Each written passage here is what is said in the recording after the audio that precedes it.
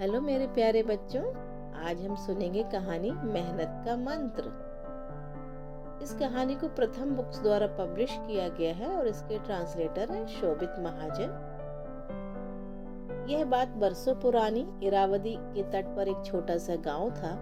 उस गांव में थूजा और धेंगी रहते थे। उनकी नई नई शादी हुई थी। धेंगी अपना सारा समय मिट्टी से सोना बनाने की विधि ढूंढने में निकाल देता था।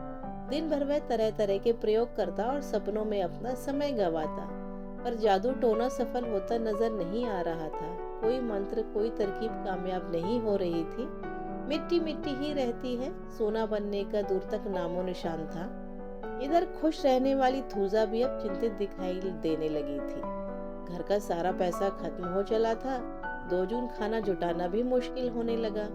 एक दिन थूजा से न रहा गया और उसने बड़े प्यार से अपने पति को समझाने की कोशिश की। तुम्हें जल्दी ही नौकरी तलाश करनी चाहिए। कब तक हम लोग इस तरह 2 रोटी के लिए तरसेंगे? उसने कहा, बस थोड़ा इंतजार करो।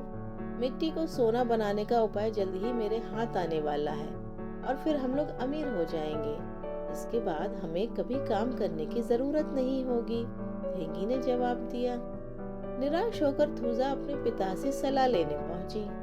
थूजा के विद्वान पिता थेट को जब ये बात पता चली कि धेंगी जादू टोने के भरोसे बैठा है, तो वे काफी हैरान हुए। उन्होंने अपनी बेटी की समस्या हल करने की ठानी और धेंगी को बुला भेजा। अगले दिन डरता डरता धेंगी अपने ससुर के पास पहुंचा।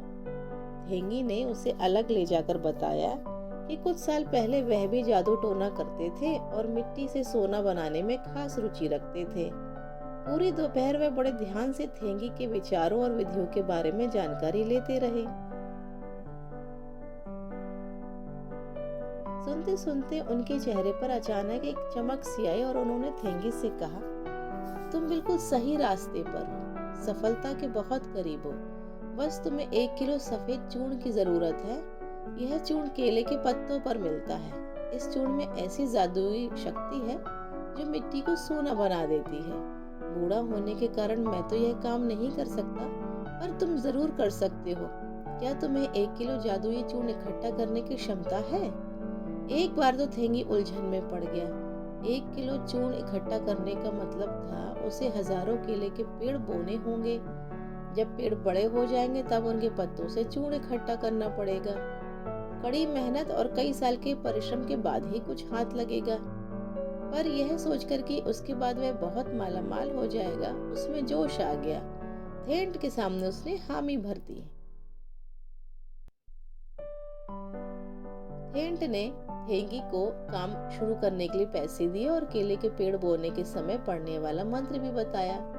अगले ही दिन से धेंगी जी जान से काम में जुट गया। उसने खेत खरीदा, केले के पौधे लगाए और उनकी खूब अच्छी तरह से देखभाल की।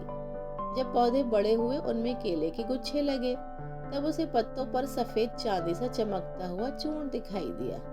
वह बहुत मेहनत से चूर्ण इकट्ठा करके एक पेटी में भरता चला गया। कुछ ही महीनों बाद थोड़ी और जमीन खरीदी और उसमें और केले लगाए। देखते ही देखते 1 किलो चूर्ण भी इकट्ठा हो गया। भागते भागते वह अपने ससुर थेंट के पास एक खुशखबरी लेकर पहुंचा। थेंट ने उसे बहुत शाबाशी दी। मिट्टी से सोना बनाने की विधि अब मैं तुम्हें बताने के लिए तैयार हूँ। थूजा को ले आओ, हमें उसकी मदद भी चाहिए, थेंट ने धेंगी से कहा। संदेशा मिलते ही थूजा फौरन चली आई। थेंट ने थूजा से पूछा, बेटी, जब धेंगी ने चांदी सा चूर्ण पेड़ों से इकट्ठा किया तो तुमने केलों का क्या किया? पिताजी, मैंने उन्हें बेच दिया। जो पैसे मिलते थे उससे हम अपना गुजारा करते थे, थूजा ने जवाब दिया। पर बेटी, धेंगी ने तो बहुत पेड़ बोए थे। इतने सारे केले बेचकर तुमने कुछ तो बचत की होगी, उसे हमें दिखाओगी क्या? थेंट ने उससे पूछा। हाँ जी पिताजी, बहुत बचत हुई। मैंने उसे संभाल कर रखा है, आइए देखिए। यह कहते हुए थूजा दोनों को घर ले गई और कई सारी थैलियां निकाली। थेंट ने एक थैली खोलकर देखी, झांक कर देखा और मुस्कुराते हुए उसे मेज पर उंडेल दिया। सोने की मोहरें मेज पर बिखर गईं। सारी थैलियां उलटने पर सोने का एक बड़ा सा ढेर बन गया। फिर थेंट बाहर गया और उसने खेत से एक मुट्ठी भर मिट्टी लाकर सोने के ढेर के पास डाल दी। थेंगी, देखो बेटा, तुमने मिट्टी से सोना बना दिया। थेंट के ये कहते ही थेंगी की आंखें खुल गईं। उसे समझ में आ गया कि मेहनत ही इंसान को सब कुछ दे सकती है, कोई मंत्र और जादू टोने की आवश्यकता नहीं है। उसके बाद थेंगी ने केलों के पत्तों पर पड़े हुए चूर्ण को तो इकट्ठा करना बंद कर दिया, पर अपने खेतों की देखरेख में कोई कमी नहीं की। पति पत्नी मेहनत करके खुशी खुशी अपनी गुजर बसर करते रहे। थेंट की सीख और आशीर्वाद के सहारे उनकी बाकी जिंदगी हंसते खेलते बीती। थेंगी के जादुई चूर्ण के बाद अब बारी है जादुई केले की। चौंक गए ना? अपने दोस्तों को घर पर बुलाओ और उन्हें एक जादुई केला दिखाओ जिसका आविष्कार तुमने किया है।